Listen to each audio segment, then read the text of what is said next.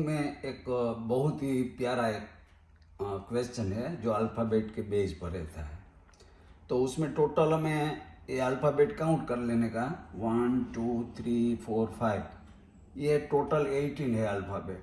तो 18 का हमें फैक्टर निकाल देने का 6 3 या, तो उसमें 6 का पैटर्न या तो 3 का पैटर्न हमें बनाने का है। तो 6 का हम लेते हैं तो 1 2 3 4 1 2 3 4 5 6 1 2 3 4 5 6। तो 6 का 3 ग्रुप बन गया। अभी पीछे से हमें ऑब्जर्व करते हैं तो ये सी है, यस। तो ये बी हमें यहाँ मिल गया, और बी के बाद डी है तो यहाँ का डी हमें मिल गया।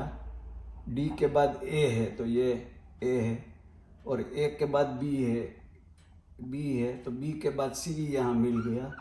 अभी अगला हम देखते हैं तो ये सी, तो ये यहाँ सी मिल गया, बाद में बी ओके, और उसके बाद ए। तो ऐसे हम कोई भी पैटर्न फिल अप कर सकते हैं। Thank you very much.